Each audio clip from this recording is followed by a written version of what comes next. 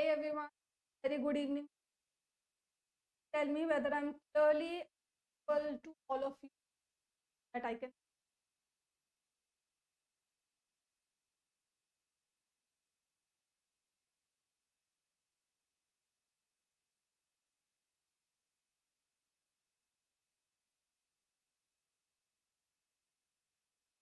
Everyone,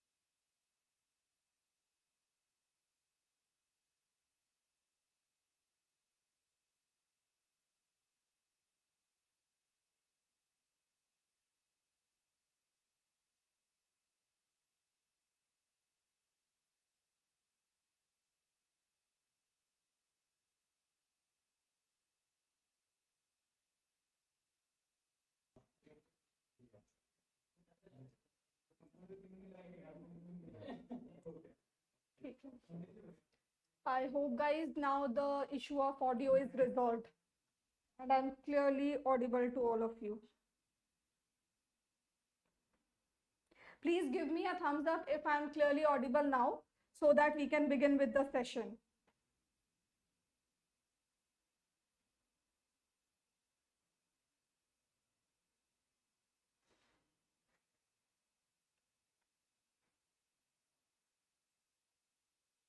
Hello.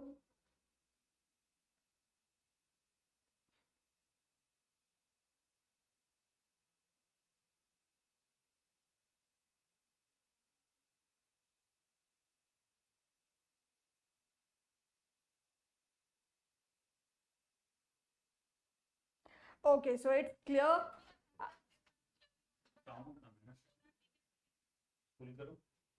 Fully.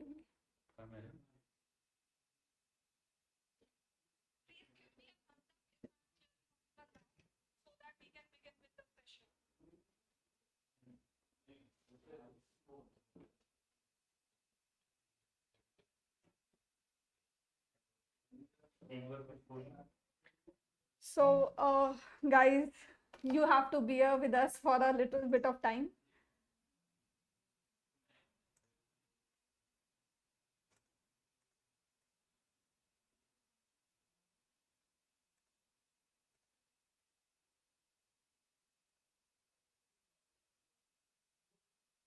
So, guys, you have to bear with us for a little bit of time.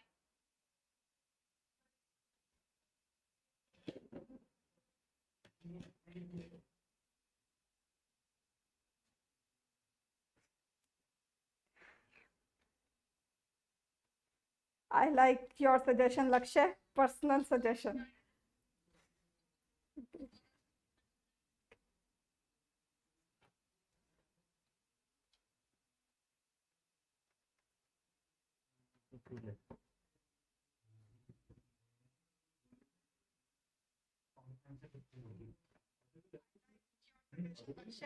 कम नहीं है voice noise नहीं वहां पे वो देखो नॉइज कम नहीं है वहां पे यहाँ पे कुछ फर्क नहीं है इसमें कुछ नहीं है डीबी कम कर दो I hope now the voice is clear. And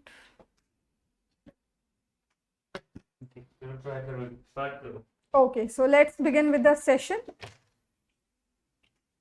So guys, this is the part 2 of your May session, and in this session we are going to cover the remaining questions from the month of May as well as try to understand the news in detail. So I hope all of you are aware about the crash course of our and the mentorship sessions that we give in those sessions, in that course. So here we have the very first question in front of us. So let's discuss this question. With which country has India launched the 50 startups exchange program? So here guys, Bangladesh is the right answer. So under this particular program, what happens? From India, 50 startups, and from Bangladesh, 50 startups. Both of them, both of these countries' startups will visit each other's land and explore the opportunities of business. So that's the basic idea of this 50 startup exchange program. Okay. So recently, the first group of 10 startup companies returned to Dhaka from India under this particular program only. Next question is, which of the following portals aim to prevent frauds such as identity theft, forged KYC, banking frauds through mobile? So recently a portal has been launched by the Ministry of Telecommunication. So here the right answer is Sanchar Sarthi. So Ashwini Vaishnav, who is the Minister of Communications, Railways and Electronics and IT, has launched the Sanchar Sarthi portal. The basic idea of this portal is to prevent frauds such as identity theft, forged KYC and banking frauds, which happens in case of mobile theft or if your SIM card is with some other person. Okay, so in order to prevent such kind of frauds, Sanchar Sarthi portal has been launched. Along with this portal, what the minister has launched, he has launched other initiatives. First initiative is CEIR, Central Equipment Identity Register. So basically, this particular feature will be used for blocking the stolen or lost mobiles. Then we have know your mobile connections. So through this feature, you can know how many mobile connections are registered in your name.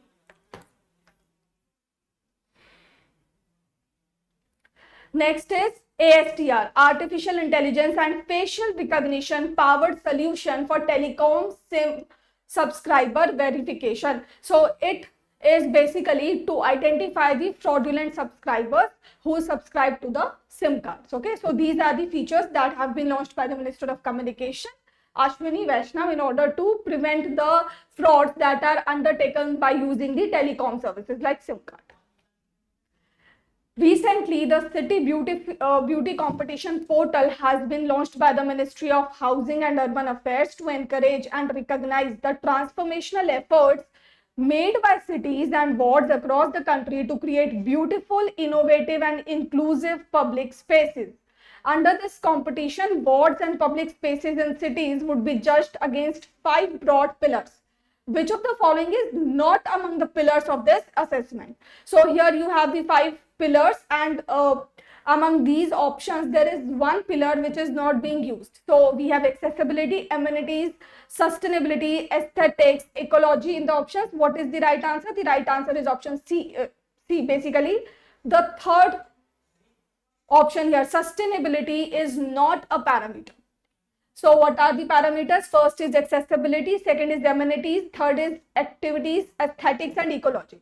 This City Beauty Competition portal, which is there by the URL of citybeautycompetition.in, this particular portal aims to invite the urban local bodies across various cities who are doing the work of beautification of cities. Okay, so these cities will be measured, will be given the ranking through this competition. Okay. Then the parameters on which these cities will be ranked are right in front of you. You can clearly see this. One more thing, that Administrative Staff College of India is going to be the knowledge partner for the cities and urban local bodies in this particular competition.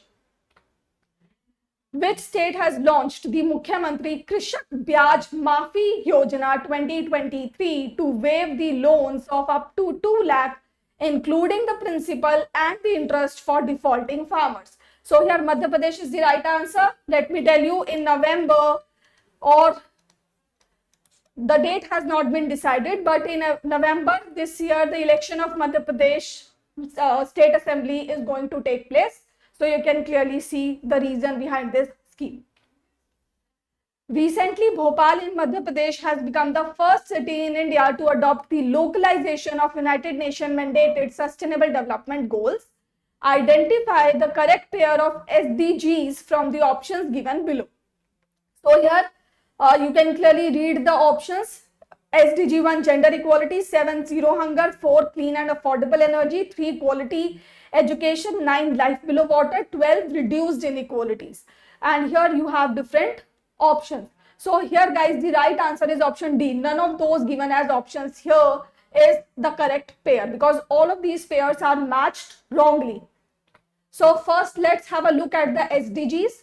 So SDG 1 is for no poverty, SDG 2 no hunger, then third is for good health, fourth is for quality education, fifth is for gender equality, and SDG 5 remains in the news, especially in the past 3 to 4 months. It has remained in the news. So please cover the targets under the SDG 5 as well. Okay? Because this comes under your static general awareness. Then your sixth SDG is clean water and sanitation. Then seventh is renewable energy. Eighth is good jobs and economic growth. Ninth is innovation and infrastructure. 10th is reduced inequalities. 11th is sustainable cities and communities. 12th is responsible consumption. 13th is climate action. 14th is life below water, which is very essential for the economy also. Why? Because right now what the governments across the world are doing, they are trying to have the marine sustainable marine economy. Okay, so if we have the sustainable marine economy, sustainable activities, then obviously we are contributing to the SDG 14 as well. Then we have SDG 15 life on land, SDG 16 is peace and justice, 17 is partnership for the goals. These are the 7 SDGs which you need to prepare. Now coming back to the news, so Bhopal in Madhya Pradesh became the first city in India which has adopted the localization of the SDGs. What does it mean? It means that now Bhopal is going to chart out its plan alongside the SDGs, okay, in order to achieve these SDGs. Which of the following exercise do India and UK hold together? So from these options, Ajay Warrior is the right answer. It is an army exercise. Okay, right now it is taking place in UK. Sorry, it has already taken place in UK. So Salisbury Plains, let me show you the location. Here is Salisbury Plains in UK where the Ajay Warrior 2023 took place. Okay, it was the 7th edition of this exercise. One more thing, that Royal Gorkha Rifles from the UK and Indian Army Bihar Regiment participated in this particular exercise. Okay, so yes, Gorkhas are also a part of the UK Navy. There is a regiment of the Gorkhas, and we all know the Gorkhas are very adroit soldiers, very brave, courageous, and very skillful soldiers. Next is, with which bank has Zomato collaborated to launch its very own UPI offering called Zomato UPI for some of its users? Okay, so here guys, ICICI Bank is the right answer. So UPI is the infrastructure created by the NPCI. We all know that, like Paytm, like PhonePe, as these applications are having their own integrated UPI, which is basically based on the infrastructure provided by NPCI. Now Zomato is also going to have its own UPI product. So that is just similar to what Paytm and PhonePe is offering. Which company has launched India's first mutual fund focused on the defense sector? So here guys, HDFC is the right answer. HDFC Asset Management Company has launched this first ever mutual fund that is focused on the defense companies. Okay, one more thing, that it is the open-ended equity scheme. So first of all, this particular fund is going to invest in the equity of the defense companies. Secondly, it is open-ended. So do you know what is the difference between close-ended and open-ended mutual funds? If you know, then do tell me.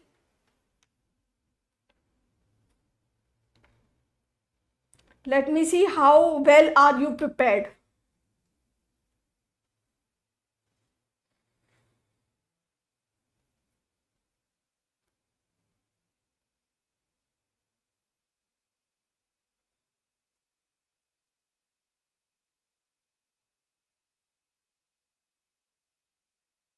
Yes, in the open-ended funds, you can subscribe anytime, you can withdraw anytime, That is the basic idea. There is no lock-in period in the open-ended equity funds or open-ended mutual funds, whereas it is opposite in the closed-ended funds. You can only subscribe when the NFO, new fund offer of the mutual fund, is released, and there is a lock-in or maturity period of these funds. So that's the basic distinction. Do look out for such terms if you come across them in the news, in Spotlight, or wherever you are reading from. Please look out for these terms, because these terms can be asked from you in the exam.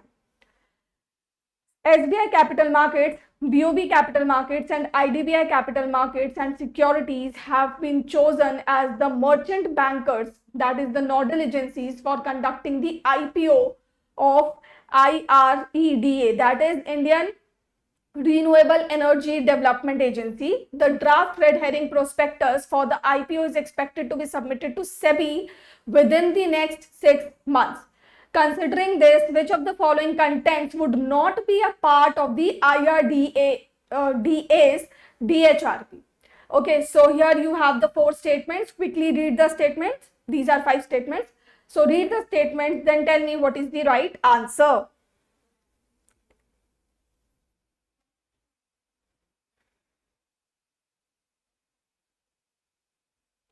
In the meantime, should I tell you more about the IRDA? Okay, so here guys, option D is the right answer. Okay, so information about the prices of shares to be issued by the IRDA will not be disclosed in this draft red herring prospectus, because this prospectus provides the details about the issue size and not the exact price on which the shares will be issued. Okay, now before moving ahead, let me just tell you something about this IREDA company. So this is an NBFC, guys, under the Ministry of New and Renewable Energy, and also remember that it is state run. So it is a mini Ratna category 1 central public sector enterprise under the Ministry of New and Renewable Energy, and it is also an NBFC. Under the Companies Act, it is registered as a public finance institution. So these are some of the facts related to this particular agency. Now let's have a little bit about the draft red herring prospectus. So it is basically a document which is issued or submitted to the SEBI before issuing the IPO. Okay, it tells about the purpose for which the company wants to raise fund, how will the company use the fund, and risks involved in investing in the company. Okay, and it also contains the details of the issue size and not the exact price of the shares to be issued. The next question is, how much is the global inflation projection for 2023 by the UN's World Economic Situations and Prospects Report 2023? So here 5.2%, guys, is the right answer. So do pay attention to this word. It is asking you the global inflation projection, okay, not the growth rate. Inflation projection has been asked. So look out for the keywords in the question. UN has released this report. India's economy is expected to expand. That is, the GDP growth rate for 2023 will be 5.8%. Then for 2024, it will be 6.7%. Okay. Then inflation in India is expected to reduce to 5.5% in 2023. This is due to the global commodity prices getting moderate. Okay, so do remember the reason for which the projection has been made. One more reason is that slower depreciation of Indian currency is also a reason for reduced inflation. Global inflation is projected at 5.2% in 2023 due to lower food and energy prices and softening global demand. Global growth is now projected to slow from 3.1% to 2.3% in 2023 due to the resilient household spending in developed economies and recovery in China. Okay, so the world's GDP projections are here: 2.3%, 2.5% for the 2024 year. Okay, and for India, we have 5.8% for 2023 and 6.7% for 2024. Next question is, recently the University Grants Commission has launched NEP Sarthi. Sarthi is a full form: Student Ambassador for Academic Reforms in Transforming Higher Education in India, to involve students in the implementation of the National Education Policy 2020. how many students will be chosen from each higher education institution as their nomination for the NEP Sathis. So basically under this NEP Sathis initiative, every higher education institution is going to select 3 students from their institution, and then UGC is going to make the final nomination of 300 students who will be known as the NEP Sathis. Okay, so total 300 NEP Sathis will be chosen. Now, what activities will they undertake? So they will connect with the student groups. They will organize these standees events to create awareness about NEPs, and these are some of the activities which they will undertake. Next question is, recently IIT Madras has established the Center of Water Technology in Water Resources Management and Water Technology. The center aims to build human capacity to ensure water security for the country. Marshall Agency for International Development Cooperation will provide assistance to the center for the Amrut mission for achieving its overall targets. Fill in the blank. So here guys, this particular agency for international development belongs to which country? That is the basic question. So here the right answer is Israel. Okay. Now do pay attention to this thing that Amrut mission is in the news right now. So please cover the mission thoroughly from your government schemes document.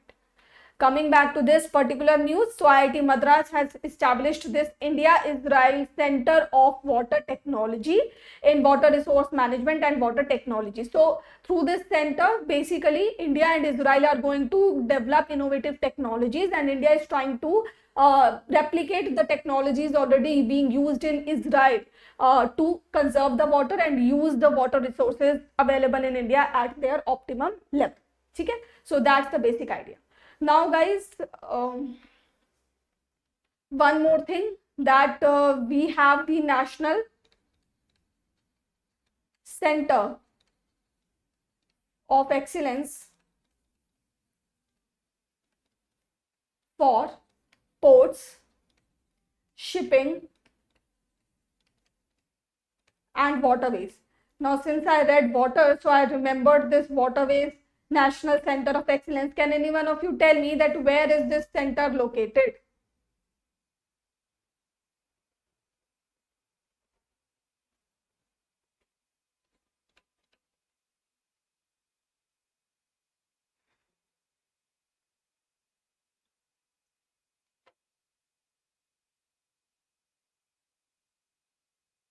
Let me also inform you that this is India's first Center of Excellence for green ports, shipping and waterways. So please tell me, where is it located exactly?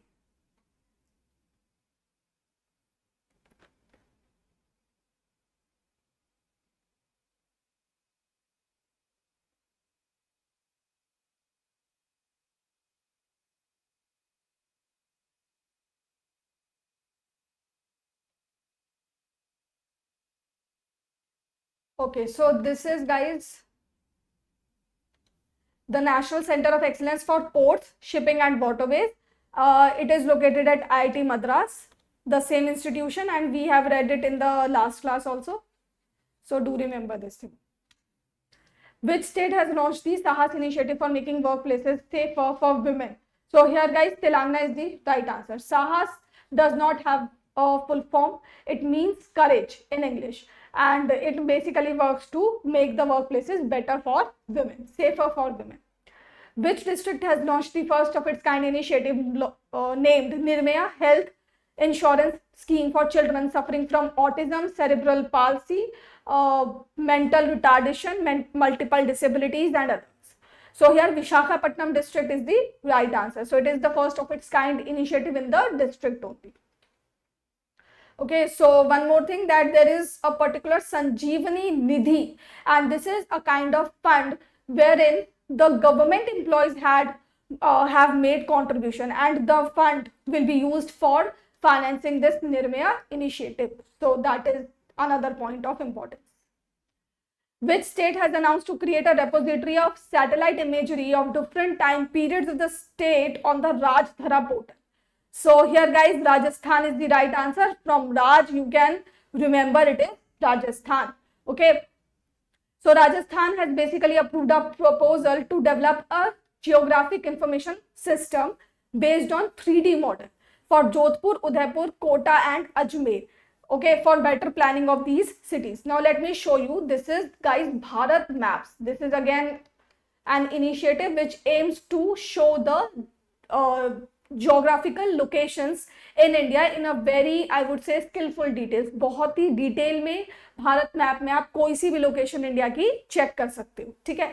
So this is a geographic information system, okay, wherein you are going to get every kind of information related to the geography in every bit of its detail. But do pay attention to this. It is a 2D model, but what we are discussing here is the 3D model, like the globe is 3D. So in this 3D model, the planning for Jodhpur, Udaipur, Kota and Ajmer cities will be made in a better manner, okay. One more thing, that a repository of satellite imageries of different time zones of Rajasthan will also be created, and it will be established on the Rajthara portal. The state has also approved to set up the Love Kush gardens in all districts of the state, and for this 66 crore rupees have been approved by the state government. So do remember this point as well कि किस state ने Love Kush gardens को establish करने का approval दिया है recently.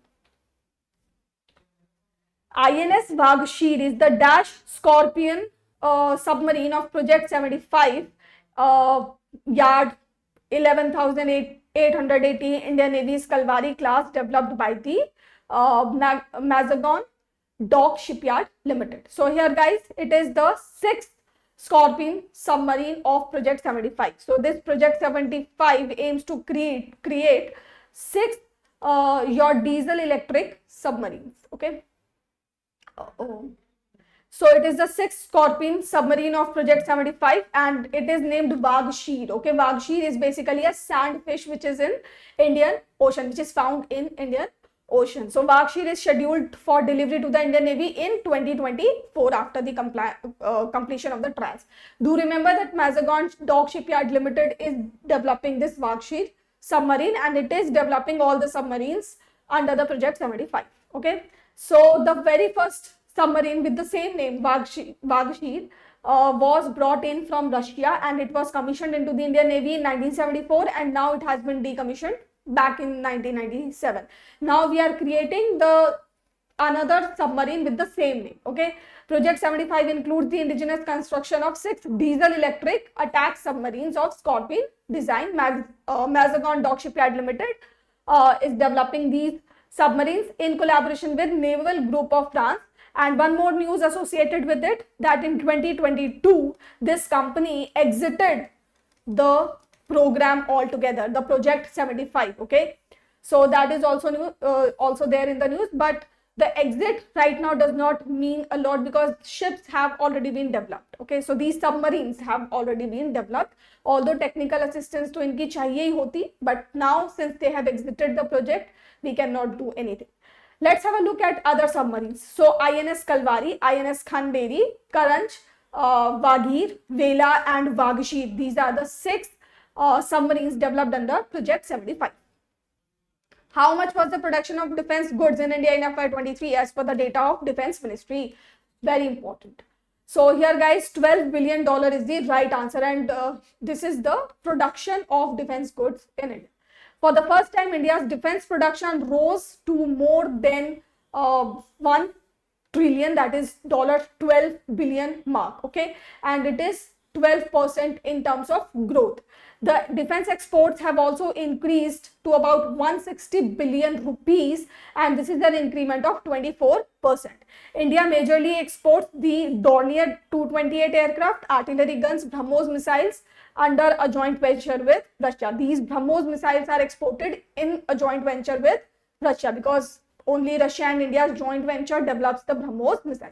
Radars, armored vehicles, rockets, launchers, ammunitions and other equipments, all of these are exported by India. India, the world's largest arms importer in the past decade, depends on Russia for nearly half of its military supplies, okay. So that is also an important fact.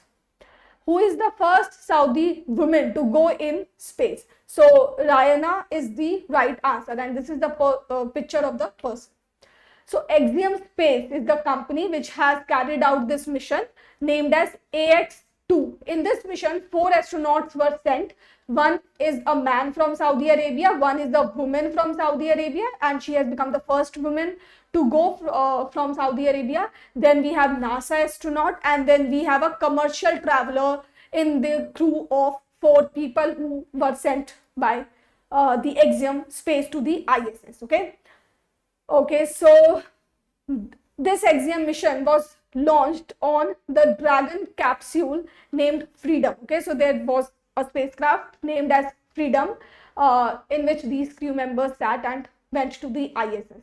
So we have read about Rihanna. Let's have a look at the man from Saudi. So it's Ali Al-Karni, and then we have Peggy Whitson and John Schaffner from the US. Okay.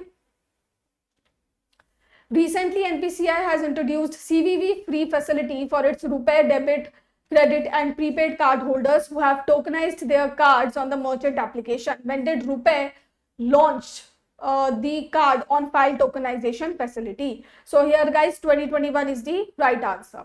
So do you know guys, in one of your previous years of past year of RBI Grade B, there was a question on the full form of CVV.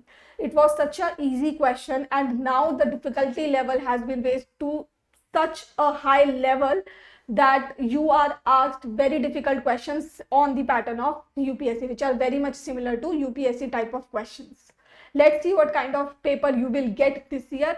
Fingers crossed. Let's hope that you get easy paper, you get easy questions in GK and in every section of your examination, and you guys clear the exam. But if the paper is easy, then the cutoff will get high. So that's the paradox kind of a situation. Coming back to the news, NPCI has introduced the CVV free facility for the RuPay debit, credit and prepaid card holders. What does it mean? It means that if you have tokenized your card, then you are free of the requirement of filling the details again and again. Okay, so right now this mechanism has been enabled on certain merchants who have accepted this framework. Okay, so that is written here, and here the process of tokenization has been explained, which you can read on your own as well. It's very basic. Moving ahead, which of the following company has launched India's first recycled PVC RuPay card? So Tide is the name of the company, okay, not the washing powder. It's the UK's leading SME focused business financial platform. So it has launched the first recycled RuPay card in partnership with Transcorp International Limited. Transcorp is basically a prepaid payment instrument organization. So Tide and Transcorp, both of them collaborated, and they have launched the recycled PVC RuPay card. Which of the following ports will be developed as green hydrogen hub under the Ministry of Ports, Shipping and Waterways Panchkarma Sankalp? Okay, so recently the Ministry of Ports has released its Panchkarma Sankalp, under which it has taken 5 initiatives. Okay, it has made 5 Sankalp. So let's have a look at the answer of this question, and then we will discuss the 5 Sankalps. So the answer here is Deen Dayal Port and V.O. Chidambaram Port. So the 5 Sankalps, or the 5 announcements or the determinations are: first is that the Ministry of Ports is going to provide 30% financial support for the promotion of the green shipping. Okay? Then under the tug transition program, the Jawaharlal Nehru Port Mumbai, V.O. Chidambaram Port, which is in Thoothukudi, and then we have Paradeep Port, we have Deen Dayal Port in Kandla. These ports will procure 2 tugs each. Then Deen Dayal Port in Kandla and V.O. Chidambaram Port will be developed as green hydrogen hubs. Single window portal will be developed to facilitate and monitor the river and sea cruises. Jawaharlal Nehru Port and V.O. Chidambaram Port will become the smart ports by next year. Okay. In the last 8 years, under the Sagarmala program, 90 port modernization projects have been completed. The cargo handled by the coastal shipping has grown to 151 million metric tons per annum in FY23. All these announcements were made at the Chintan Shibir that took place in Munnar, Kerala. And guys, these statements are important, can be asked from you in the examination. As far as the Sagarmala initiative is concerned, so the IIT Madras center, which we have just discussed थोड़ी देर पहले, the Center of Technology, National Center of Technology for Ports,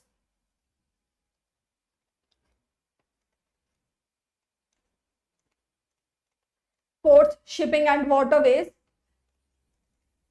This particular center has also been established under the Sagarmala program. Okay, so when we were discussing this news, we have discussed the vision of the Sagarmala project. So I hope that you remember it. Okay.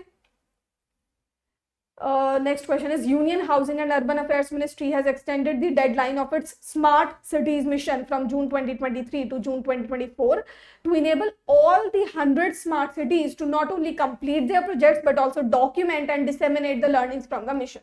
How many are the small cities with less than 1 million population?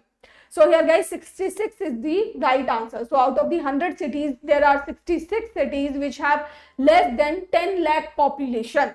So it is a great initiative if those cities are converted into smart cities, because then it will increase the pace of urbanization in India as well. And that too, a planned urbanization, a little bit of planned urbanization we can say.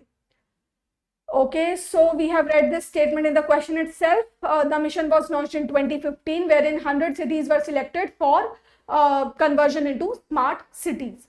Under the mission, 66 cities are small with less than 1 million population and are implementing 2/3 of the project. So that means that majority of the projects are focused on these small cities. Okay?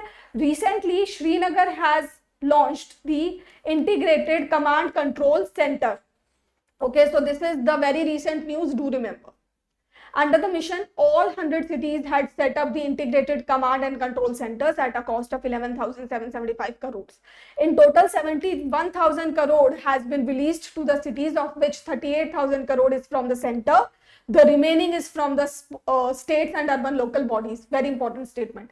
Around 90% of the released funds have been utilized, and the rupees 8,000 crore that has been budgeted for FY24 would be enough to complete the projects. So as you can clearly see, all these statements are very important. Next question is, which state has launched the Pahal initiative to increase the level of education? So Uttar Pradesh is the right answer. So Uttar Pradesh government and IIT Kanpur have launched this Pahal initiative, and right now it has been launched in Lucknow at the UP Sainik Inter College. And the basic idea of this program is to provide free online education to the people of government schools.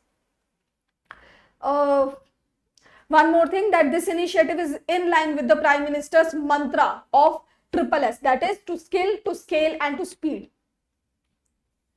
Under which scheme has the central government appointed L&T Engineering Limited to augment infrastructure in tourism spots of the UT of Puducherry.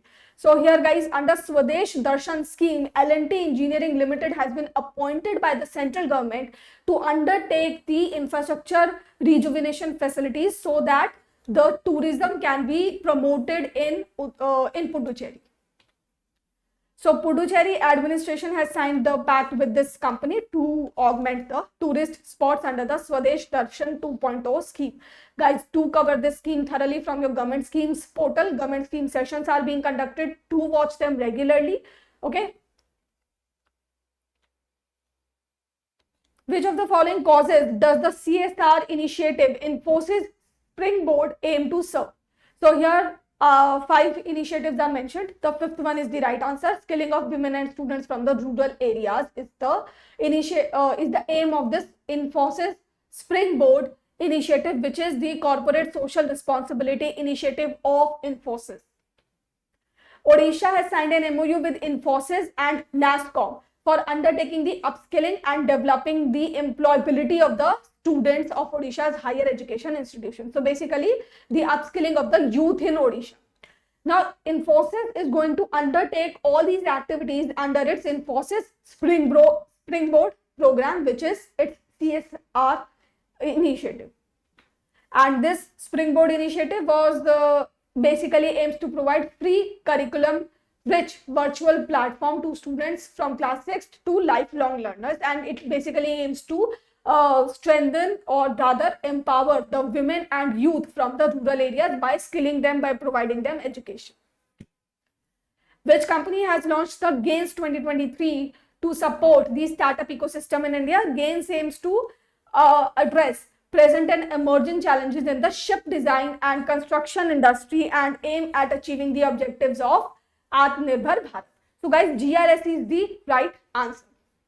So you can clearly see that this Gains scheme or initiative is particularly for the startups working in the shipbuilding industry.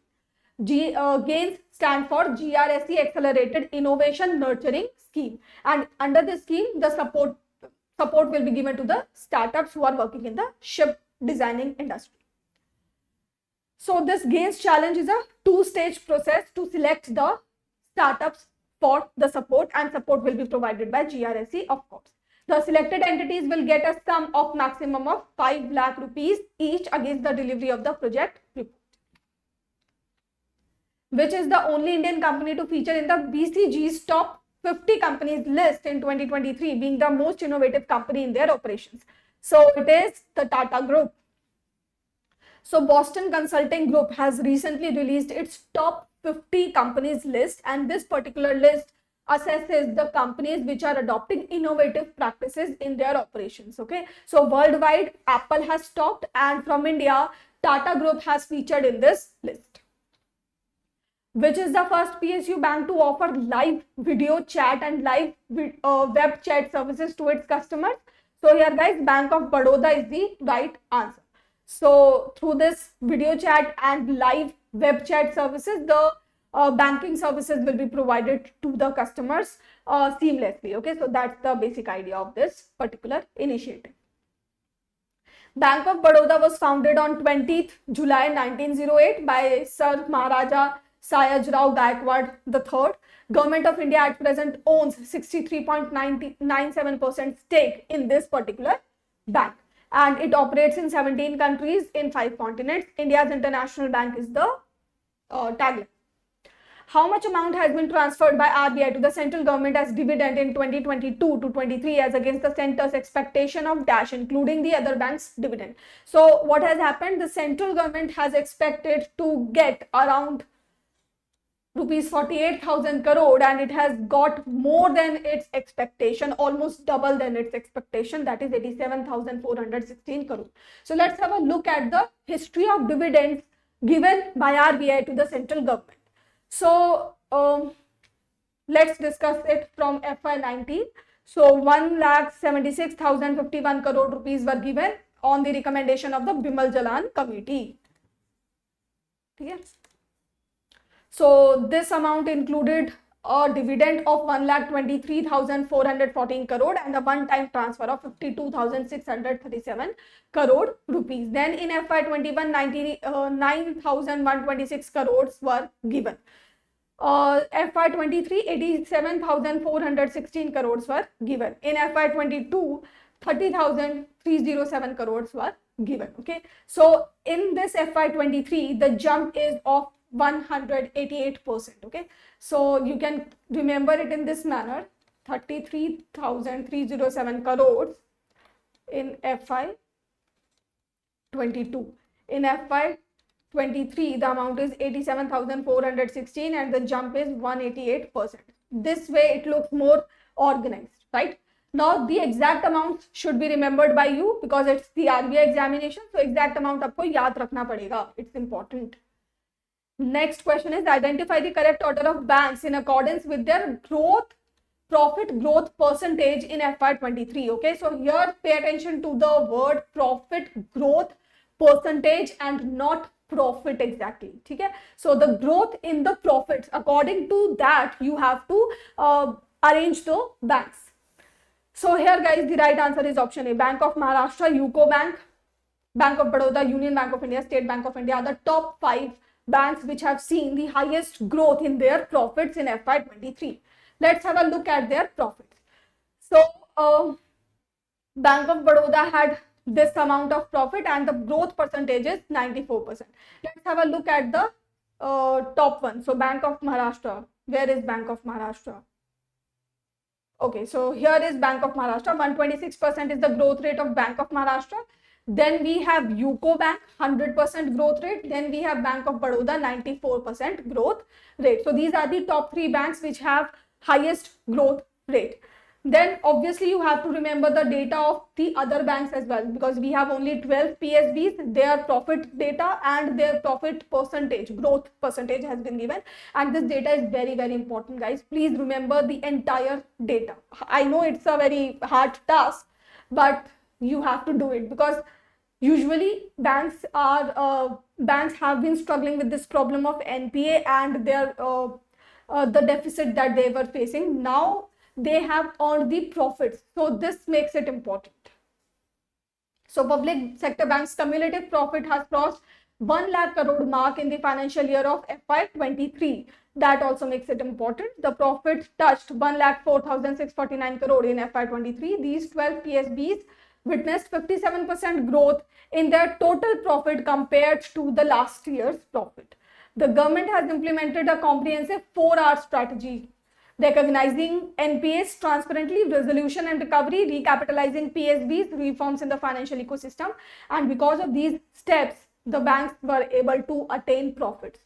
As part of this strategy, the government has infused 3,10,997 crores to recapitalize the public sector banks during the last 5 financial years from 2016 to 2021. Again, very, very important data. Every data given in this particular question is very, very important. Okay, one more thing, that the bank which has earned the highest amount of profit in absolute terms is SBI, 50,232 crores. So bank with the highest profit is SBI, bank with the highest percentage of growth in profits, Bank of Maharashtra, UCO and Bank of Baroda. Only bank which has witnessed the negative profit growth. Do pay attention to this. Growth is negative, but profits are not negative. It's Punjab National Bank. So let's have a look at the Punjab National Bank's profit. So profit has been made, it's 2,507 crore, but last year the profit was 3,457 crore. Which of the following Indian supercomputers has secured the 75th position in the prestigious top 500 global supercomputing list? So Airavat is the right answer. This Airavat has gained the 75th position in the top 500 global supercomputing list. This list was released during the 61st edition of International Supercomputing Conference, which was held in Germany.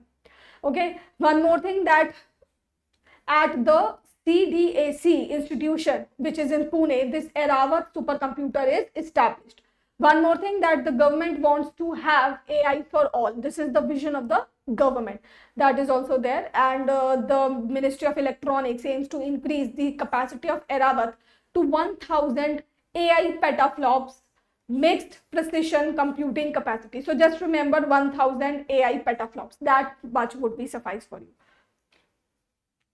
Where is Tok-Pisin language spoken? So it is spoken in Papua New Guinea. So recently Prime Minister visited this country, and during that visit he gave a translated version of Thirukural, which is a Tamil classic book. So it was translated into Tok-Pisin language, which is the language of Papua New Guinea. Okay. Now, before going forward, let me tell you that there are 4 countries in the world with the name of Guinea. One is Guinea, another one is Equatorial Guinea, then we have the Guinea-Bissau, and then we have the Papua New Guinea. So these are the 4 countries which are Guineas. Okay, so Thirukural is written by the poet Thiruvallur, who is very prominent. Next is the Prime Minister received highest civilian orders from Fiji and Papua New Guinea. Fiji gave the Companion of the Order of Fiji to Prime Minister, and Papua New Guinea conferred the Companion of the Order of Logao to Prime Minister Narendra Modi. Okay, so do remember, Palau has also given a Bakal Award to Prime Minister Narendra Modi. So these 3 awards were given to him. Which edition of the Forum of Indian Pacific Islands Cooperation Summit was recently conducted? So it was the 3rd edition. It was held in Papua New Guinea. Okay. So this forum was created in 2014, and the basic idea of it is to increase the collaboration between India and the 14 Pacific Island nations, which are mentioned right in front of you. All the heads of the states of the government of these countries met in Suva, Fiji, and then they conceptualized this idea of FIPIC. By which year does the G7 Partnership for Global Infrastructure and Investment aim to mobilize $600 billion in global infrastructure investments? So here guys, 27 is the right answer. So Prime Minister visited Japan, and Japan में G7 हुआ था. Okay, so at the G7, the leaders discussed the progress made in the Partnership for Global Infrastructure and Investments.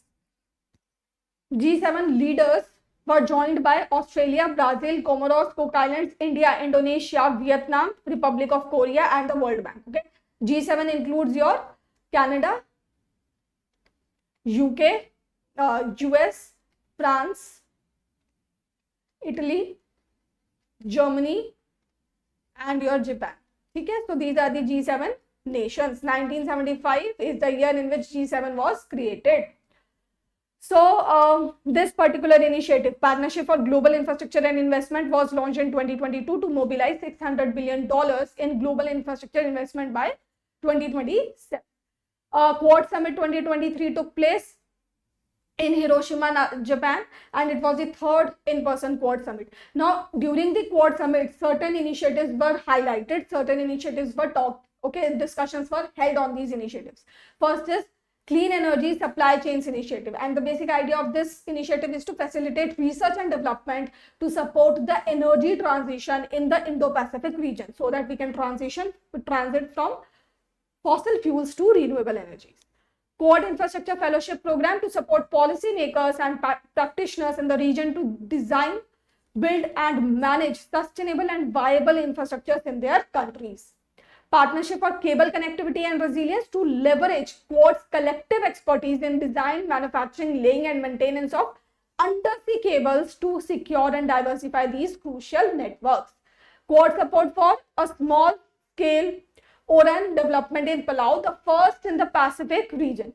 So they have released the ORAN security report to support the establishment. Quad Investors Network has been launched as a private sector led platform to facilitate investment in strategic technologies. Okay? So these are the 5 initiatives that were highlighted during the Quad Summit 2023. By what percentage has the airfare been reduced under the Udan 5.1 to make flying in helicopters more affordable to passengers? I hope guys you are enjoying the session.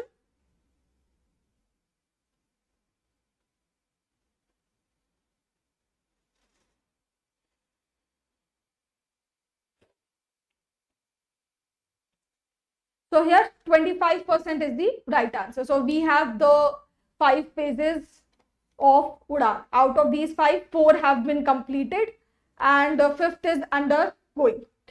5.1 has been launched and the focus of this 5.1 is on the helicopter service. Let's have a revision of the focuses of all these phases. Phase 1 focused on unserved and underserved airports, okay, to operationalize all those unserved or underserved airports. Phase 1 of Udan was launched. Phase 2 focused on connecting the remote areas with the air connectivity. Phase 3 focused on the hilly areas, hilly and remote areas. Phase 4 focused on connecting the islands. Okay, you would be thinking that already Andaman, Nicobar and Lakshadweep were connected, but still enhancing the connectivity in these islands. Okay, then the phase 5th focuses on your small aircrafts, okay, to commercialize and increase their, give me a second, let me see, you can see it or not. Yes, you can clearly see it. So small airports, okay, 20 to 80 seater capacity or more than 80 seater capacity aircrafts, not airports. Okay, aircrafts are promoted under the Udan phase 5, and 5.1 specifically focuses on the helicopter services. Okay, so I hope that this has given you a quick glimpse of the Udan phases, and you have covered the Udan scheme thoroughly. Udan is very very important from your exam perspective because Udan news में है, ठीक है? So I have explained everything. One more thing which is again very important, that is that the government has approved the revival of unserved and underserved airports scheme for the revival and development of 100 unserved and underserved airports, helipads and water aerodromes by 2024. So by 2024, 100 airports, helipads, water aerodromes will be revived and developed. Do remember this fact. This is again very important. Recently, the Union Ministry of Fisheries, Animal Husbandry and Dairying has announced the start of the phase 5th of the Sagar Parikrama initiative. The aim is to spread information about the fisheries related scheme among the fisher folks, so that we already know. The scheme has already completed 4 phases in dash locations, and this phase will be launched in dash locations in dash and dash states. So many dashes are there. What is the right answer? The right answer is option A. So up to this point of time, in 19 locations, 4 phases have been completed of Sagar Parikrama. This 5th phase has been launched in 6 locations in Maharashtra and Goa. Okay, so do remember this point. So the locations are Raigad, Ratnagiri, Sindhudurg in Maharashtra, Vasco, Mormugao and Kanakona in Goa. The Sagar Parikrama program was launched in February as part of the 75th Azadi Ka Amrit Mahotsav, and it has covered 19 locations in Gujarat, Daman and Diu, Maharashtra and Karnataka. Okay, so that is the basic idea, basic information about the Sagar Parikrama initiative. Recently, Prime Minister Narendra Modi released a special commemorative postage stamp and a rupee 75 coin to mark the inauguration of the new parliament building. Considering this, identify the correct statements from the options given below. So here the statements are: the responsibility for the coinage rests with the Government of India in terms of the Coinage Act 2011 as amended from time to time. Coins are minted at the 4 Indian government mints at Mumbai, Alipur, Saifabad, Cherlapalli and Noida. Coins are issued up to the denomination of ₹1000 as per the Coinage Act of 2011. So here guys, which statement is the right answer? So you can clearly see that no statement is incorrect here, which means that all of these statements are correct. Okay, so this also means all the statements are correct.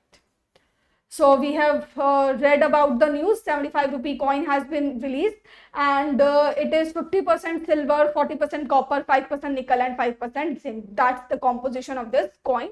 Diameter is 44 mm.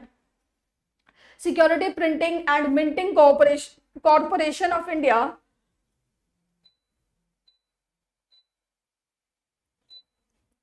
is a company under the Department of Economic Affairs, which is a department under the Ministry of Finance. It is responsible for conducting printing and minting activities of the Government of India. This Security Printing and Minting Corporation of India is a wholly owned Schedule A Mini Ratna Category 1 company of the Government of India, incorporated in 2006. Okay, exact date yaad nahi bhi rakhoge, so that will also be fine.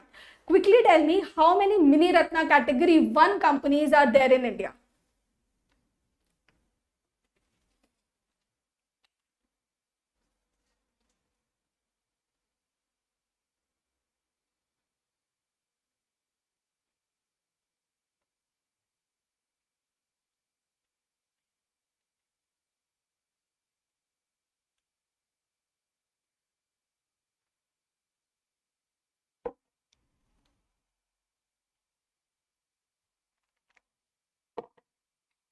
Let's move ahead.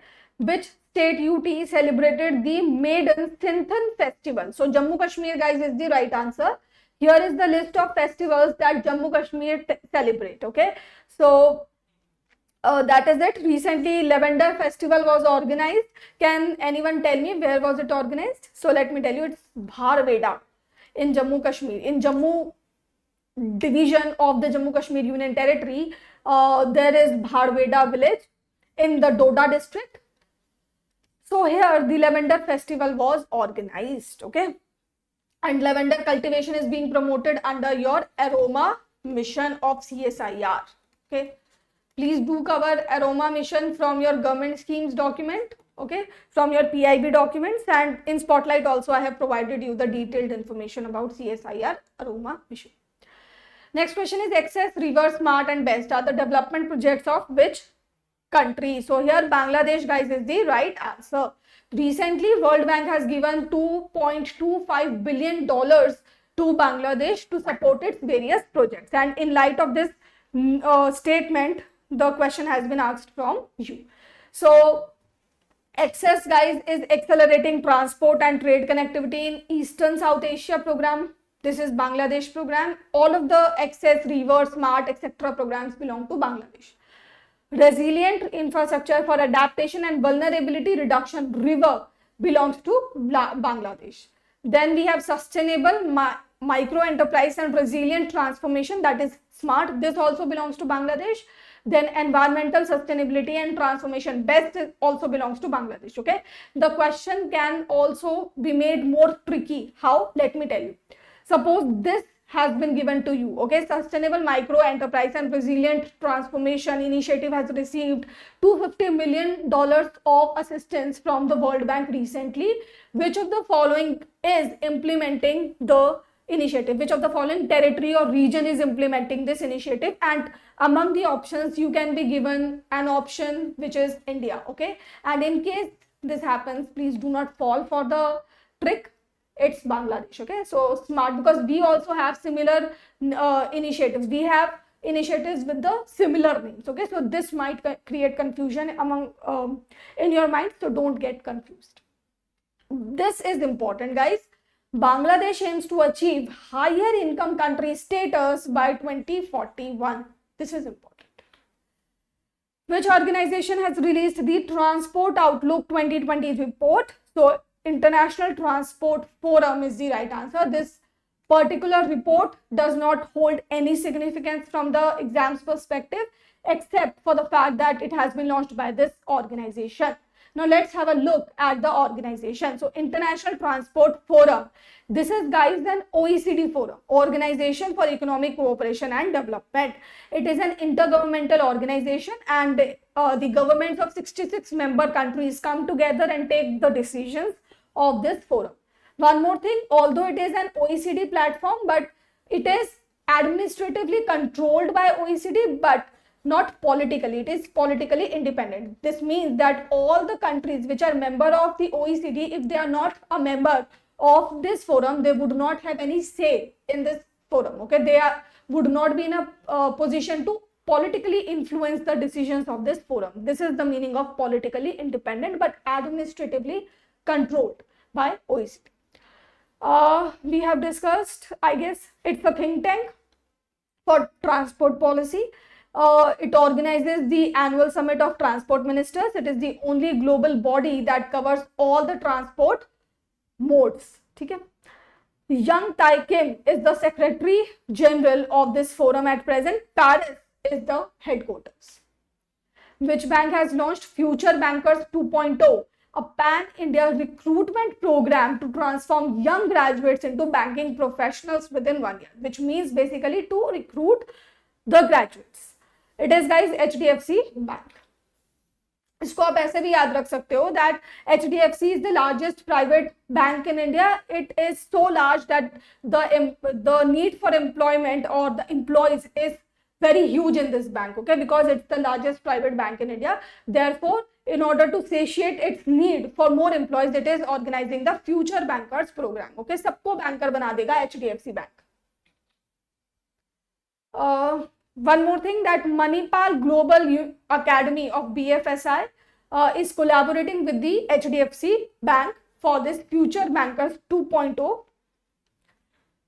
initiative, which is a one-year professional diploma that aims to create a robust, future-ready talent pipeline for the HDFC Bank's retail banking business. Which PSP, payment service provider, has launched UPI SDK to allow customers of online merchants to make UPI payments directly and inline from the merchant's mobile app without getting redirected during the checkout. So guys, it is Paytm. Okay, it's a little bit of technical innovation, not a little bit, entirely a technical innovation, wherein a new kind of you can say technology has been developed or a variation has been made in the UPI system altogether. So what you need to remember from it, that's the point of focus. Paytm and UPI SDK, and also the basic motive of this initiative, that is to make UPI payments directly without getting diverted to another page. That's the basic idea. Central government has cleared a prompt digital reporting and communication mechanism under which the Central Economic Intelligence Bureau will send a report digitally regarding borrowers to the PSU banks for a loan amount of dash or higher at pre-approval stage within 15 days of request.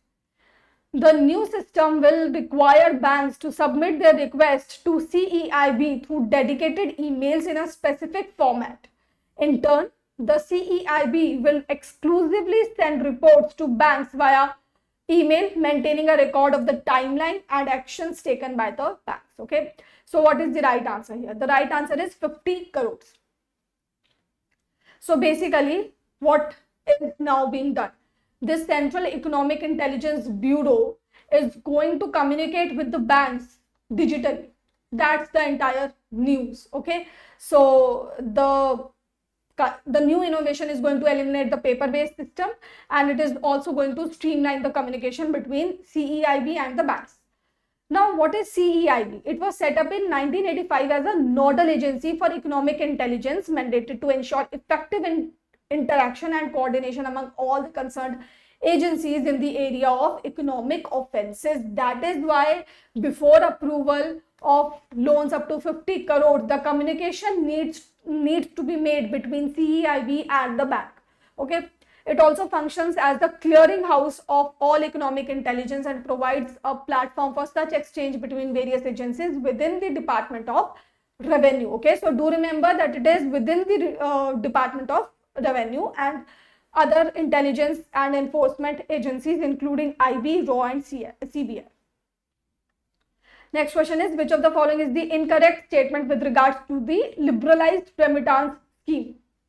So under the LRS, all resident individuals, including minors, are allowed to freely remit up to 2,15,000 USD per financial year, April to March, outside India. Beyond this limit, the central bank's approval is required. From now onwards, the purchases made by using the ICC, that is International Credit Card, by residents touring abroad will not be counted in the LRS. The LRS was introduced in 2004 with a limit of USD 15,000. So which statement is incorrect? All these statements are incorrect here. So option D is the right answer. So first of all, let's see what has happened. Department of Economic Affairs in the Ministry of Finance has made a notification through which the expenditure that is done by using the international credit card will now be counted as part of your LRS. Okay, so through the LRS, what you can do, you can send up to rupees 2,50,000, not rupees, dollars. You can remit up to this much of amount outside the nation. You can send this much of amount outside the nation. Now, what will happen if the ICC purchases are also counted under the LRS? This will reduce the capacity of the people to send money outside. Suppose you are a parent, you go to a foreign trip in Malaysia, you have spent there by using the ICC. Okay? Suppose you have spent 1 lakh US dollars in your trip to Maldives. Now this 1 lakh will be counted in this limit. So now how much amount can you send? Suppose your child is studying in UK and you have to send money to your child. Now you will be able to send only 1,50,000 US dollars under your LRS scheme. Beyond this capacity, the approval of the central bank will be required, because now the purchase is made by the ICC and the limit is there, whatever is the remaining limit, both of them will be combined. Okay, so these purchases have now come under the aegis of the LRS. That's the basic thing that has happened. One more thing has happened, that is the Ministry of Finance has introduced 20% TCS, tax collected at source, on the ICC from July 1st, 2023 under the FEMA Act. Recently, IRDAI has relaxed norms for the surety bonds to expand the surety bond market by increasing the availability of such products. To attain this goal, the new solvency margin has been set. What is the new solvency margin for these insurers? So guys, the new solvency margin is 1.5 times of the insurance premium. Surety bonds, we have discussed this point. Solvency margin requirement applicable for the insurers has been reduced to 1.5 times. Earlier it was 1.875 times. Okay, so it would be in your interest only if you remember both of these solvency margins. Okay, what was the earlier limit and what is the current limit, because the question can ask you both. Solvency margin is basically the extent to which an insurance company has to maintain its asset. Okay, so it is the extent to which an insurance company's asset exceeds its liability. Okay, solvency is showing you how solvent, how strong you are to pay off your liabilities. It means that the insurers must have a capital of 1.5 times of its liabilities. The current requirement of 30% exposure limit applicable on each contract underwritten by an insurance has also been removed. So now they will be able to write more such contracts. Earlier, the IRDAI had removed the cap on premiums that could be underwritten in a financial year by the insurers transacting only in surety insurance business. Okay, so that has also been removed. The regulator has issued IRDAI surety insurance contract guidelines in January 2022 to govern the surety bond market. Recently, the Ministry of Road Transport and Highways has also tweaked its norms to allow the contractors to obtain the e-bank guarantees and surety bonds, because we already know this fact that surety bonds are in much demand whenever there is a government project. Okay, government infrastructure projects में quality का बहुत ज्यादा issue होता है. That is why surety bonds play a very significant role in this entire segment. They can turn a new leaf in the infrastructure development, okay, in terms of quality of the projects that are being constructed and also in terms of the ease of giving the tenders to the company. So it has both the sides. It has a win-win situation kind of a thing. Which company has established its Samadhan centers, a one-stop solution for providing assistance to farmers? So Godrej Agrovet is the right answer.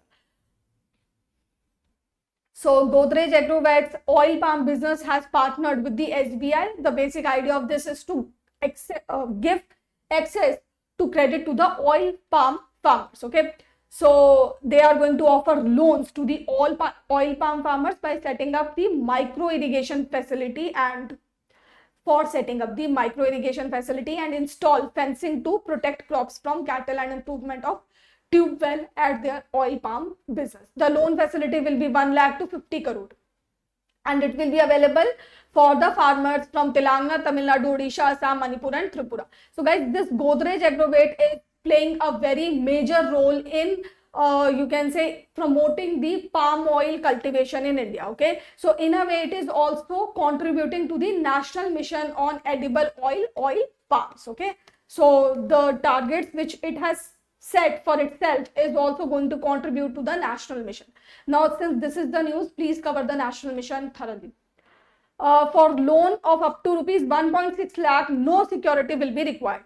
And in my opinion, if you can remember the details of this particular news, then it would be very much beneficial for you. It would be very good for you. Godrej Agrovet is the largest oil processor in India with 65,000 hectares of palm oil under cultivation across the country.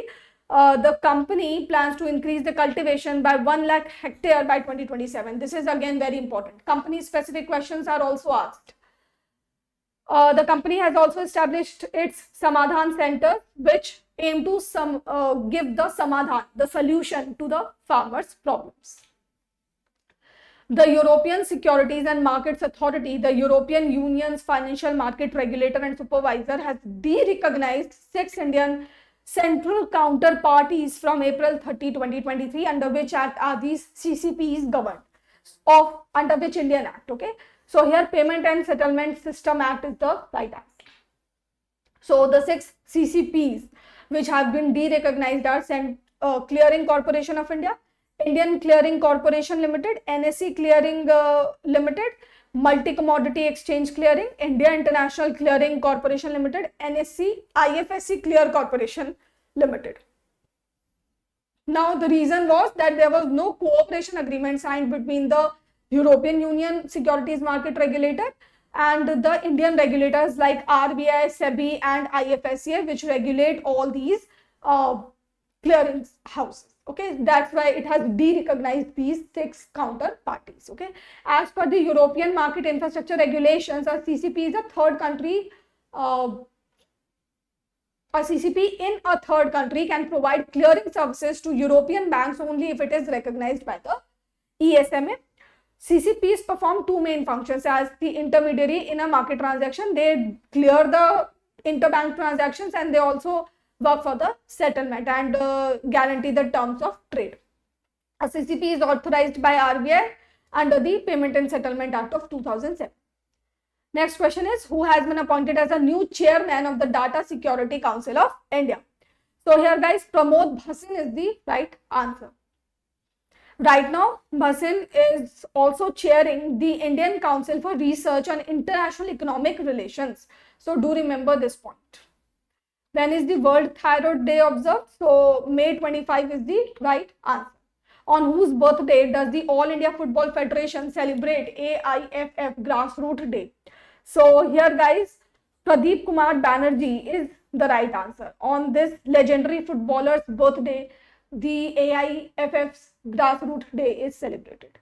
Which of the following statements correctly describes the purpose of Samarth campaign recently launched by the Union Minister of Rural Development and Panchayati Raj, Shri Giriraj Singh?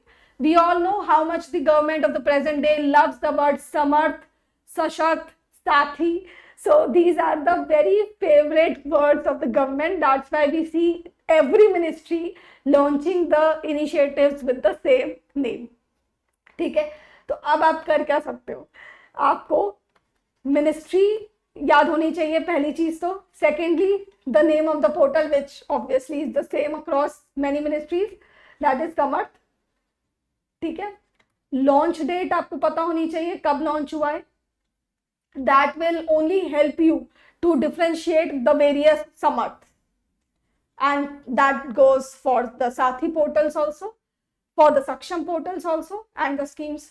So and last but not the least, not at all the least, purpose for which the particular portal has been launched, because otherwise you would not be able to remember which portal has been launched by which ministry and in on which date.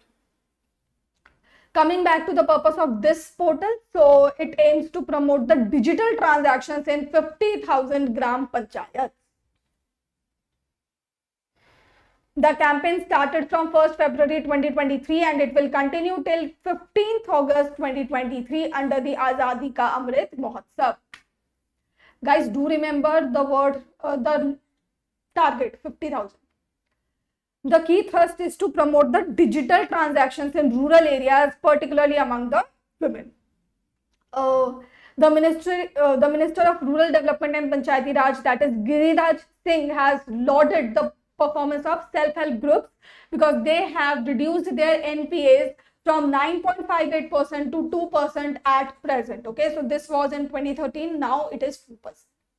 A compendium of 75 inspirational tales of BC, that is banking correspondent Sakhis, was also launched. Okay, so they work to banking correspondents work to increase the financial inclusion by providing them banking and financial services. Okay.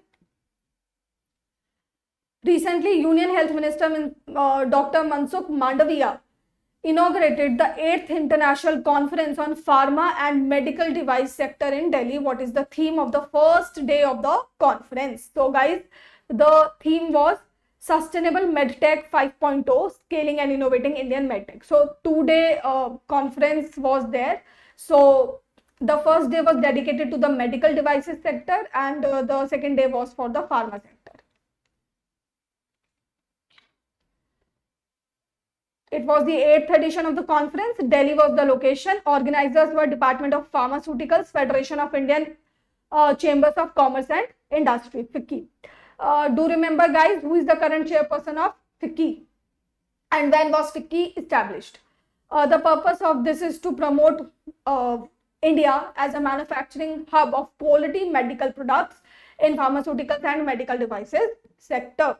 Okay, recently you must have come across the news, not exact recently, but there were news that because of the cough syrups made by India in African nations, the children are dying. Okay, so what it is denoting, it is basically denoting the denoting that India's image is being tarnished in the international market, because now if India becomes a global pharmacy, then obviously we are going to produce generic drugs at a low cost and will provide it to the other nations, and this will increase the pharmaceutical industry's capacity in India as well as economy in India. And what will happen to the pharmaceutical companies out there outside India? Obviously they will face a loss in their margin. So what I'm trying to say here is that it is very important for India to rectify its image as the quality medical product producer and also at the same time produce quality products. Okay, so that was the thing. Now the second thing is that the theme of the first day of the conference was Sustainable MedTech 5.0, Scaling and Innovating Indian MedTech. Second day was Indian pharma industry delivering value through innovation. One more thing, that assistance for medical devices clusters for common facilities scheme has been launched to establish and strengthen common infrastructure facilities in the medical devices clusters and fortify the testing facilities for the medical devices. I hope guys you remember the PLI schemes that were launched for the medical devices, that were launched for the APIs, okay, active pharmaceutical ingredients. So please cover the PLI scheme for these two particular initiatives of sectors, medical devices and APIs. National Tiger Conservation Authority has constituted a cheetah project steering committee to review progress, monitor and advise on the cheetah introduction to the Madhya Pradesh Forest Department and NTCA. Who heads this committee? So what is the right answer? Rajesh Gopal heads this committee. You must have heard about the cheetahs, the death of the cheetahs in the Kuno National Park and the cubs that they have born, they have also died. So this particular committee is going to review progress and monitor and advise on the cheetah introduction to the Madhya Pradesh Forest Department, and it is going to be the 11-member committee.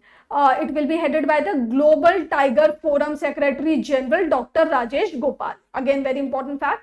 It will also have a 4-member consulting panel of international cheetah experts, not a very significant fact.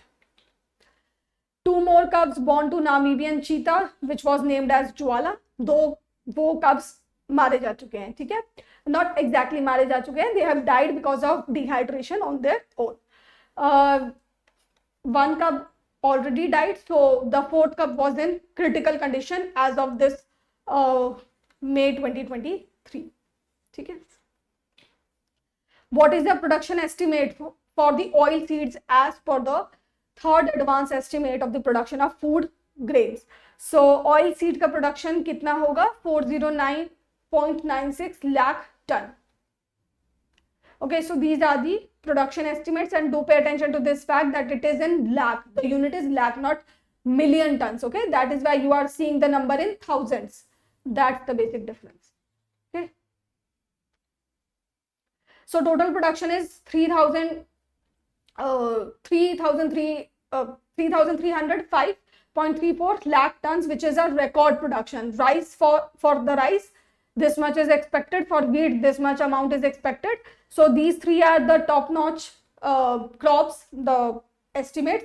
Then we have total pulses estimates, which is again important. Oil seed estimates is important. Then sugarcane estimates are very very important. Okay, so do cover these estimates thoroughly. इनको नहीं छोड़ सकते, बाकी के भी करने जरूरी है, but in case it becomes little bit difficult for you, so just focus on the highlighted ones. Okay.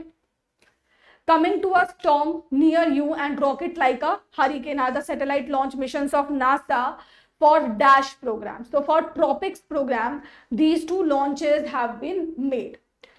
So Tropics program stands for time resolved observation of precipitation structure and stormy intensity with a constellation of small satellites.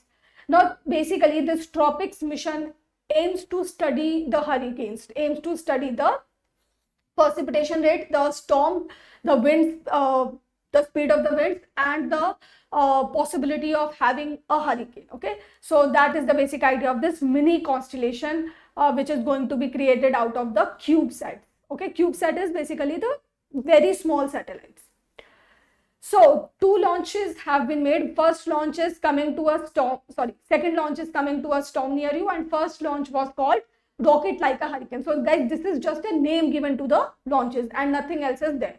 Rocket Lab is the second company to launch the Tropics CubeSat. The first one was the California based Astra company. So first launch was made by the Astra company, Astra bol do, whatever it is. Then the second launch was made by the Rocket Lab. And remember that these launches or this Tropic Cube satellite constellation is being administered by NASA. Which of the following is the correct observation made by the levels and trends in child nutrition report? Very very important report, guys. So if any one of you is right now not listening to me carefully, please bring back your attention to the slide. It is very very important. So first of all, the very first statement is stunting affected an estimated 22.3% or 148.1 million children under the age of 5 globally in 2022. Wasting affected 45 million children, which is 6.8% of under 5 children in the world. Overweight affected 37 million, that is 5.6% of under 5 children in the world, which is the right statement. So the right statement is option C, that is all these statements are correct. Now first of all, it's a joint report. UNICEF, WHO and World Bank, these are the three organizations which have collaborated for this particular report. That makes it all the more important. Now the data given here is very very important, guys. ESI में भी पूछा जा सकता है, so please pay attention. Sustainable Development Goal Target 2.2 aims at addressing the issues of child malnutrition, stunting, wasting, overweight, underweight. These are the four you can say targets mentioned under the target 2.0. Now as far as the stunting data is concerned, so stunting affects 22.3% children. Stunting is a major issue among other issues of child malnutrition. So 148.1 million children under the age of 5 globally are affected. Only 1/3 of all the countries is on track to achieve the 50% reduction in the number of children affected by stunting by 2030. More intensive efforts are required if the world wants to achieve the global target of reducing the number of children with stunting to 89 million by 2030. Goal दे दिया है, that means it is again very very important. Although this is also very important. With the current progress, the 2030 target will be missed by 39.5 million children, with more than 80% of these missed children living in Africa. I hope this much is clear. Now, what is the stunting scenario in India? So there were 16 million less stunted children in India in 2022 as compared to 2012. So we have definitely made a progress in reducing the stunting among the children. Stunting reduced from around 42% to 32% between the 10-year gap. Okay, India's share in the global burden has reduced from 30% to 25%. Guys, this statement is again very very important. Now we are accountable for 25% of the stunted children across the world. That is also very high, because 1/4, a quarter of the stunted children live in India. That is very sad. but that's the reality, and the government is making efforts towards it. The overall prevalence of stunting in 2012, as per the global estimate, at 31.7% in case of India, which is less than the national estimate of 35.5% as per the NFHS 5 2019 to 2021. So basically this statement is saying that the globe has projected the stunting prevalence in India at 31.7%, but the NFHS 5 has projected 35.5% of stunting prevalence in India. As far as wasting is concerned, so 45 million children, that is 6.8% of the total under 5 children are wasted, are suffering from wasting, that is low weight in proportion to height. Okay? And stunting is lower height in proportion to weight. Even fewer countries are expected to achieve the 2030 target of 3% prevalence of for overweight. Just 1 to 6 children, 6 countries currently on track. So guys, this is the prevalence for overweight, not the wasting. Okay, so we will discuss overweight as well. Then I will again repeat this statement. Let's have a look at the India's statistics. So the overall prevalence of wasting in 2022 as per the global estimate is 18.7% in India, similar to the national estimate of 19%. So NFHS 5 is saying that the wasting prevalence in India is 19%. Globally, it is also projected at 18.7%. So wasting ke liye we have similar kind of data.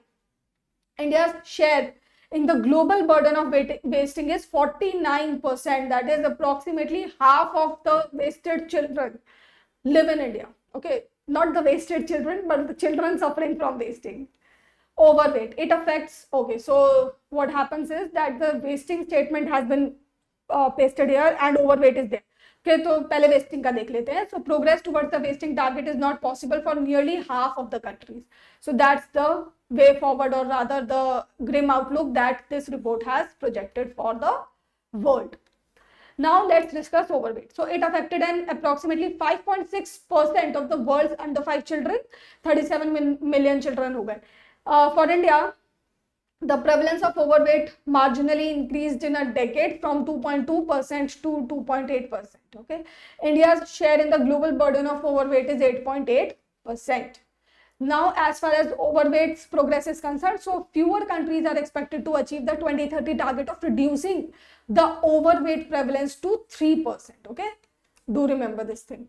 At present, 5.6% is the overweight percentage of the children, and the target is to reduce it to the 3% target. But very few countries are going to achieve this target. Here, guys, you have been given the data.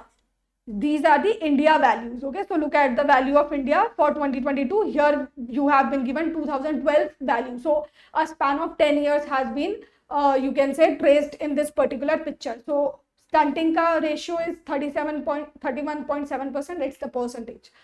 Overweight is 2.8% and your wasting is 18.7%. Here the absolute number of children have been given as well as the share of India in the global burden. Which bank has been empaneled as a clearing and settlement bank with the Indian Clearing Corporation Limited? Now let me just tell you guys that there are 70 questions in this session. So don't worry, the session is going to wind up soon. Okay, don't lose patience, because only perseverance and patience can take you forward and can make you achieve your goals. And I don't think that it's that much hard to stay in the session. Okay, coming back to this thing. So Indian Clearing Corporation Limited has given the status of clearing and settlement bank to a bank, and that bank is Indian Bank. And it's, I guess, very easy to remember because Indian Bank, Indian Clearing Corporation. Okay, so Indian Clearing has given the tag to the Indian Bank. Now Indian Bank will facilitate the banking services to the members of BSE for clearing and settlement operations. The bank has also launched the ETDR, that is term deposit receipt product for online transmission of the fixed deposit receipt, and this is an altogether another initiative. List of the clearing corporations in India as per SEBI's website, and obviously you can see that RBI asks you the general questions more. So you should be aware of the number of clearing corporations operating in India. As per the SEBI's website, it is 5. Indian Clearing Corporation Limited, Metropolitan Clearing Corporation of India Limited, Multi Commodity Exchange Clearing Corporation Limited, National Commodity Clearing Limited, and NSE Clearing Limited. So these are the corporations as per SEBI's website. Okay. Recently, 2 Maharashtra-based banks have been merged in a first of its kind merger of a negative net worth bank with another bank, after RBI allowed the voluntary mergers and amalgamation between cooperative banks in March 2021. Identify the banks which have merged. So Maratha Sahakari Bank and the Cosmos Cooperative Bank have merged. This Maratha Sahakari Bank was suffering from losses, so its net worth is negative and it is the first of its kind merger. Recently, SEBI has set up a 21-member intermediary advisory committee chaired by Dash to advise on changes in legal environment and increasing transparency in the functioning of the market intermediaries like stock exchanges, depository participants, and clearing corporations, among others. So what is the right answer here, guys? S. Ravindran is going to chair this 21-member intermediary advisory committee. The functions of this particular committee include to advise on enhanced adoption of technology and cybersecurity, improve measures to improve the market safety, efficiency and transparency and integrity of the market intermediaries, and simplification and transparency in the processes of these intermediaries. How many high courts are operational in India? So 25 high courts are operational in India. First of all, let's have a look at the chief justices of these high courts that have been appointed recently. Then I will tell you why we have 25 high courts when we have 36 total administrative units, 28 states and 8 union territories. And for these administrative units, we have only 25 high courts. Why? I'll tell you, but first let's have a look. Bombay High Court judges Ramesh D. Dhanuka. Madras High Court is Sanjay V. Gangapurwala. Himachal Pradesh, M.S. Ramachandra Rao. Kerala, S.V. Bhati. Rajasthan, George Masia. Augustine George Masia. Now guys, High Court judges are appointed very frequently, but still, since it is the month of June and May, okay, June is ongoing and these are the current affairs of May. So please cover every news which come there in these 2 months. Now guys, why do we have only 25? The reason is that Bombay High Court is the High Court for Goa, Dadra Nagar Haveli and Daman and Diu, and Maharashtra for 3 units. Calcutta is for Andaman Nicobar and West Bengal. Guwahati is for Arunachal Pradesh, Assam, Mizoram and Nagaland. Okay, so these Arunachal Pradesh, Mizoram and Nagaland, these 3 states do not have their own high court. They have the benches of the Guwahati High Court. Kerala High Court, Kerala and Lakshadweep, and Madras High Court, Tamil Nadu and Puducherry. Okay, so that is why we have 25 high courts for 36 administrative units. Which ministry was the top buyer of goods from GEM portal in 2022 to 2023? GEM portals related whatever is in the news, please cover them, and also the background of the GEM portal. Power Ministry is the top buyer. What is the news? The news is that Uber and GEM have integrated, have collaborated. This means that now the government officials can book Uber app by using the GEM portal. Okay, so that is the one thing. GEM was launched in 2016 by the Commerce Ministry for buying the goods and services by the central ministries and departments to bring the transparency in their procurement procedures. The knowledge nuggets tell you that Power Ministry was the top buyer in FY23, followed by Defense Ministry, Ministry of Petroleum, Steel Ministry and Ministry of Health. Then do remember the amounts of procurement that they have done in FY23, because this is the data for the whole year. South Korea's CONEP is the largest such platform. Then we have Singapore's Gebis at the 2nd position, and then we have GEM at the 3rd position. So these are the top 3 procurement platforms of the world, okay, which handle the procurement of the government. The Union government has recently notified the PLI scheme 2.0 for IT hardware worth 17,000 crore, and the window of applications under the scheme will open from June 1st. The scheme has dash categories of applicants. So what is the right answer? 3 categories of applicants are there.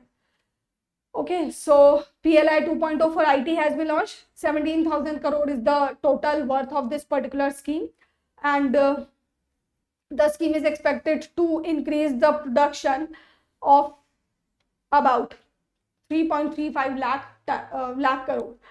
Investment would be increased by 2,430 crores in electronics manufacturing, and it will lead to 75,000 additional direct jobs. The scheme will promote large-scale manufacturing in laptops, tablets, personal computers, servers, and ultra-small form factor devices, and it will contribute to achieve electronic manufacturing turnover of around 300 billions by 2025 to 26. This data is important. This is the first thing. Second thing is the components. Okay, laptop, tablets, personal computers, servers, these are the components covered under the PLI 2.0. Do remember all these components. The approved applicants of the existing PLI will be eligible to apply for PLI 2.0 as well, and 3 categories of the applicants are global companies, hybrid companies which are global and domestic, and the domestic companies. Next question is that the negotiations for the supply chains Pillar 2 agreement was concluded during the Indo-Pacific Economic Framework meeting. You have to tell the correct statement from the options given below. Read the statement, guys, then tell me the right answer.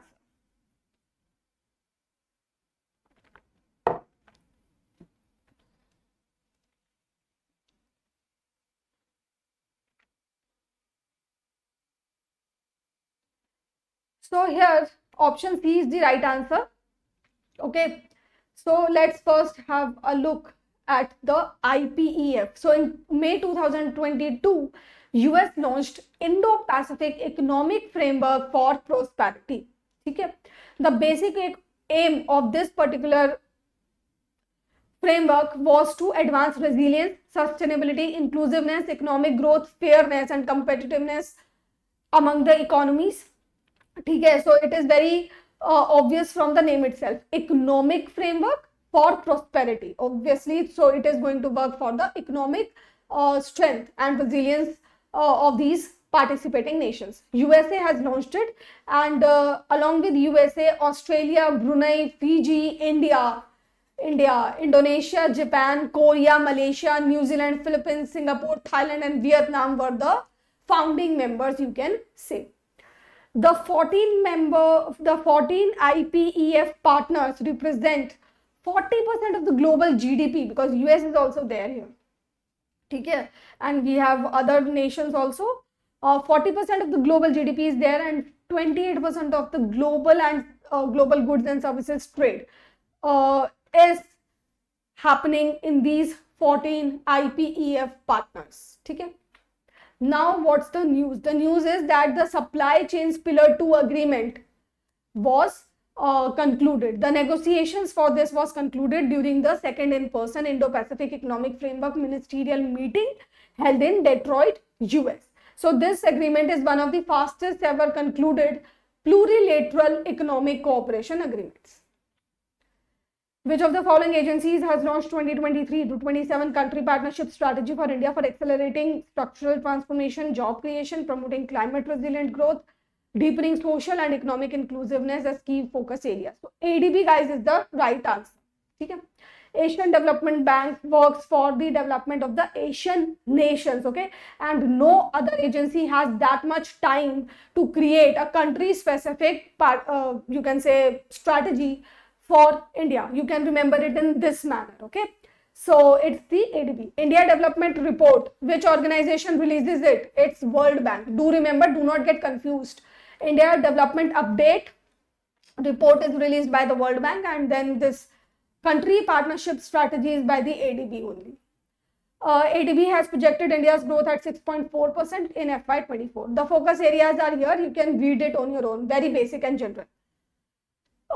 Which bank which has emerged as the best bank in NPA reduction with its net performing assets falling as low as 0.25% during the FY23. So it's Bank of Maharashtra again. So first of all, do pay attention to this fact that it is the data released by the banks themselves. Okay, it's not the data by RBI or by Finance Ministry, it's by the banks themselves. Okay. Bank of Maharashtra has emerged as the best bank in NPA reduction. It has lowered its NPA to 0.25%. This is the lowest ratio among all the banks having business above 3 lakh crore, including private and public sector banks. HDFC is at the second position. Among the public sector banks, BOM was followed by the State Bank of India with net NPAs falling to 0.67%. Okay, if we talk about the overall banking segment, then Bank of Maharashtra is the top, HDFC follows it. If we talk about the PSBs only, then Bank of Maharashtra is again at the top, but second is SBI, and then third is BOB. Data on other indicators. So BOM has the highest provision coverage ratio at 98.28%. Capital adequacy ratio, maybe Bank of Maharashtra is performing very good. 18.14% is there, followed by Punjab and Sindh Bank and Canara Bank. In terms of loan growth, BOM is again at the top. Okay, 29.49% increase is there in the loan growth. Then with regards to deposit growth rate, HDFC Bank is the first. In terms of low cost current account and saving account, Bank of Maharashtra is again at the top. Okay, so that was the data that you need to remember. How much is the FDI inflow in India in FY23 according to the DPIIT data? So $46 billion is the right answer. It is a decline by 22% in FY23. And the reason for the decline is that lower inflows were there in computer hardware and software and automobile industry. Now guys, computer hardware and software is the sector which receives the highest FDI in India. Okay, so then the FDI reduced in this sector, the overall share was reduced. The FDI inflows stood at 58.77 billion during FY22. Total FDI inflows, which include equity flows, reinvested earnings and other capitals, declined by 16% to 70.97 billion in the last fiscal, that is FY23. And remember that 100 billion mark which India has crossed is the remittances mark. Okay? That's the data on remittances, and this is the data on FDI. Both of them are distinct. Top 5 countries sending FDI in India. So where are the FDI inflows come in? Where does the FDI inflows come in India? So they come from Singapore, top पे है, then Mauritius, then US, then UAE, Netherlands, Japan, UK, Cyprus, Cayman Island, Germany. Sequence याद रखना is very important. ठीक है? Singapore का amount याद रखना is very very important. At least top 5 के अमाउंट्स तो याद रख लो. And sequence for the top 10. Sector wise inflows. So computer software and hardware, despite facing a decline, still this sector holds the highest amount of FDI inflows. Then we have services at the second number, trading third, automobile fourth, and chemicals fifth. So it has also declined. Now this data is also very crucial, do remember. Then state-wise FDI inflows. So Maharashtra received the highest, then Karnataka, then Gujarat. Amounts are right in front of you. With which bank has Razorpay collaborated to launch Turbo UPI? So guys, it is Axis Bank. Turbo UPI basically aims to make UPI payments faster. Who has sworn in by President Draupadi Murmu as the Central Vigilance Commissioner? Praveen Kumar Srivastava. Okay. Central Vigilance Commission is a statutory body established under the Central Vigilance Commission Act of 2003. It was already functioning since 1964, but the statutory status was given to it when the act was passed in 2003. Do remember that CVC was created on the recommendation of the Committee on Prevention of Corruption headed by the Shri K. Santhanam. Okay. When is the International Day of Women's Health observed? So May 28. Which sport is Prannoy HS related to badminton? Which sport tournament was won by this person recently? Can any one of you tell me? Okay, let it be. It's the Malaysia Masters badminton men's singles, Prannoy HS, women's singles, A Yamaguchi from Japan. So that's all, guys. I hope you have enjoyed today's session.